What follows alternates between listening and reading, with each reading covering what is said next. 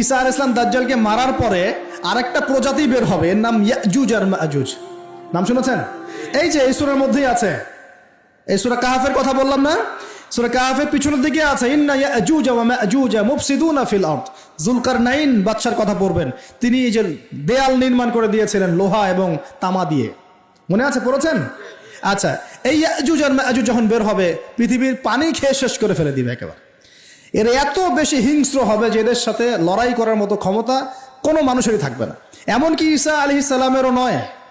ঈসা আলাইহিস সালাম তুর পাহাড়ে চলে যাবেন মুসলিমদেরকে নিয়ে, তুর পাহাড়ের ভিতরে মুসলিমরা সেখানে লুকিয়ে থাকবে, পৃথিবীর মেসাকার অবস্থা হয়ে যাবে, পৃথিবীর পানি খেয়ে শেষ করে ফেলে দিবে, একদম হিংস্র প্রজাতি।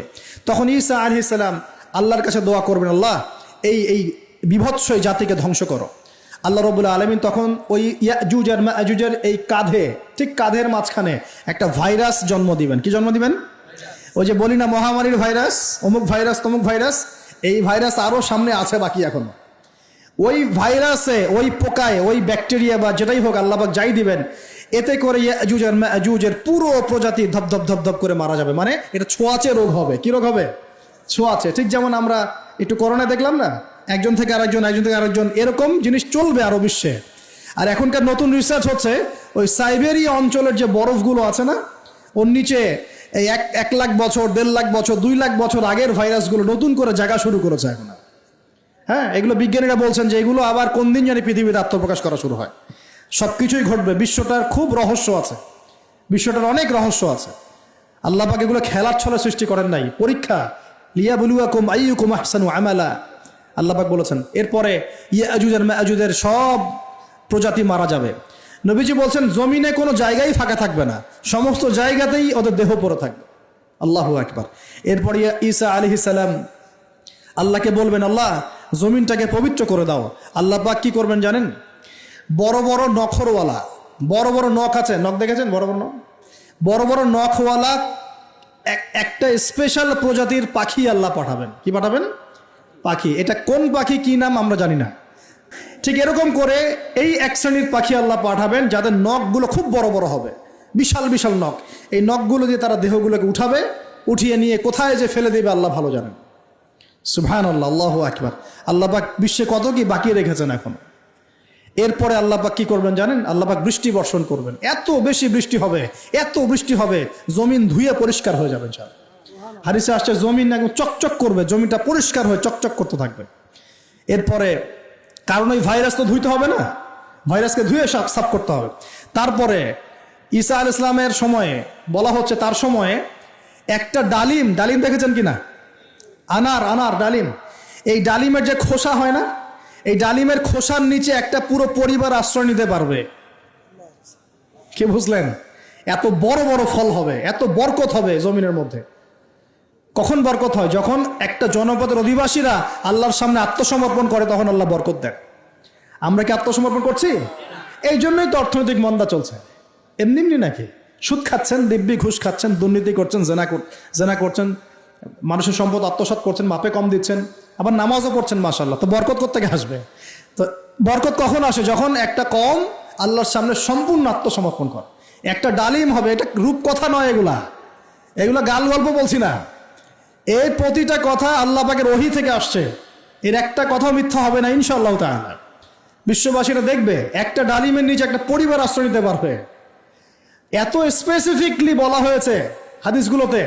নবী সাল্লাল্লাহু আলাইহি ওয়াসাল্লাম বলেছেন যে 10 জন ঘোড়সওয়ার, কয়জন ঘোড়সওয়ার? 10 জন ঘোড়সওয়ার বের হবে ইমাম মাহদির সময়, যারা খোঁজ নিতে যাবে যে দেখি দাজ্জাল বের হয়েছে কিনা। ঘোড়ায় করে খোঁজ নিতে যাবে, দেখি দাজ্জাল বের হয়েছে কিনা। ওই 10, নবীজি বলছেন আমি ওই 10 জনের নামও জানি, ওদের বাবার নামও জানি। সুবহানাল্লাহ। এত স্পেসিফিক জ্ঞান দেওয়া হয়েছে আল্লাহর পক্ষ থেকে নবী সাল্লাল্লাহু আলাইহি ওয়াসাল্লামকে। তার হাদিস থেকে বলছি যে ডালিমের নিচে পরিবার আশ্রয় নিতে পারবে। তো অনেকে হয়তো হাসবে, কি বলে একটু উল্টাপাল্টা কথা, তাই না? নাস্তিকরা মনে করতে পারে যে হাসবে, আরে হাহারি এক দিয়ে রেখে দেবে। এখন মানুষ ফেসবুকের মতো চিন্তা করে, ফেসবুকের মতো হাসে, ফেসবুকের মতো কাঁদে। মানুষ এখন রোবটিক হয়ে গেছে। ঠিক আছে, আচ্ছা।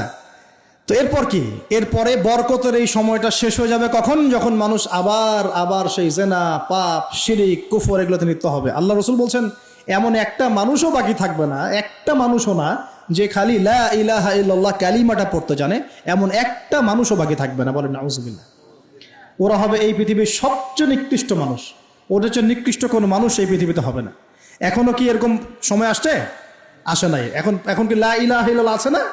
আছে, হ্যাঁ, হয়তো তার পূর্ণাঙ্গ প্রয়োগটা নাই, কিন্তু কালিমা তো আছে কি না? তখন নবীজি বলছেন এমন একটা যুগ আসবে যে লা ইলাহা ইল্লাল্লাহ বলার মতো একটা মানুষ খুঁজে পাওয়া যাবে না। আর মানুষ রাস্তাঘাটে কুকুরের মতো জেনা করবে। রাস্তাঘাটে কুকুর যেমন সঙ্গম করে না রাস্তাঘাটে, ওই রকম করে মানুষ রাস্তাঘাটে জেনা করবে। ওই সময়ে আল্লাহ রাব্বুল আলামিন পশ্চিম দিক থেকে সূর্য উঠাবেন। কোন দিক থেকে? সূর্য সত্যি সত্যি পশ্চিম দিকে উঠবে। পৃথিবী একদিকে ঘুরছে না এখন, কে জানে আল্লাহ পাক পৃথিবীর ঘূর্ণন থামিয়ে উল্টা দিকে ঘোরাতে পারেন না? অবশ্যই পারেন। আল্লাহ পাকের জন্য এটা খালি বলা, কুন ফায়াকুন, হও হয়ে যাও, ব্যাস ব্যাস। আমি কয়েকদিন আগে রিপোর্ট দেখেছি, পৃথিবীর নিচে কিন্তু আগুনের স্তর আছে, জানেন তো? পৃথিবীর নিচে আগ্নেয়গিরিগুলো আছে।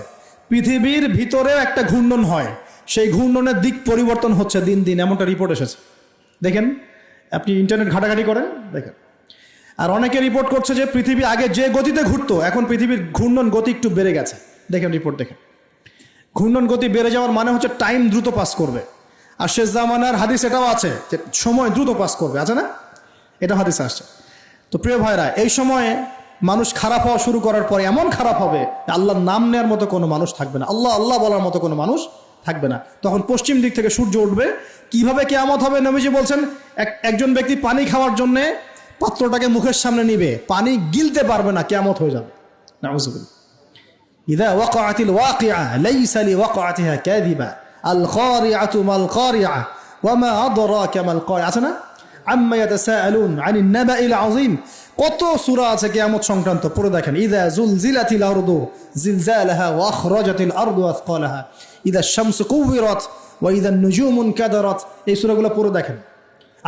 আম্মা পারার শেষ পারাটা, যেটা 30তম পারা, এর সূরাগুলো পড়ে দেখেন। কিয়ামত চোখে দেখতে পারবেন ইনশাআল্লাহ।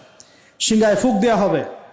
আল্লাহ পাকের ফেরেশতার এত ক্ষমতা আল্লাহ দিয়েছেন, একটা ফুয়ে পুরো মহাবিশ্ব ধ্বংস হয়ে যাবে ইনশাআল্লাহ। চারটাখানি কথা নাকি? দ্বিতীয় ফুৎকারে আবার সবাইকে জীবিত করা হবে। এবং এই যে দুনিয়ার জীবনটা আমরা কাটাচ্ছি, এই 30, 40, 50, 60, 100 বছরের জীবন, এই জীবনের এক একটা হিসেব আল্লাহর সামনে দাঁড়িয়ে সেদিন দেওয়া লাগবে।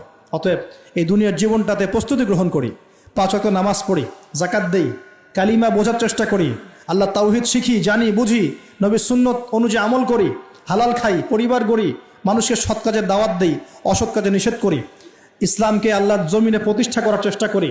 আল্লাহ পাক যা দিয়েছেন, জানমাল, সময়, শ্রম, আল্লাহ পাক যা দিয়েছেন, ক্ষমতা, প্রতিপত্তি, সম্পদ, এগুলোকে আল্লাহর দিনের জন্য ব্যয় করি। ইনশাআল্লাহ দুনিয়া সফল হব, পরকালে সফল হবে ইনশাআল্লাহ আযজা ওয়া জাল। আল্লাহ পাক আমাদের সবাইকে সমকালীন ফিতনাগুলো সম্পর্কে সচেতন থাকার তৌফিক দান করুন, এবং এই রমজান, আসন্ন রমজানে পরিপূর্ণরূপে ইবাদত করার তৌফিক দান করুন, এবং এই ইবাদত এবং শিক্ষাগুলোকে সারা বছর ধরে রাখার তৌফিক দান করুন, এবং জামানা সম্পর্কে সচেতন থেকে আগামী দিনে যা হবে সেভাবে পদক্ষেপ নেওয়ার তৌফিক আল্লাহ পাক দান করুন। আমিন।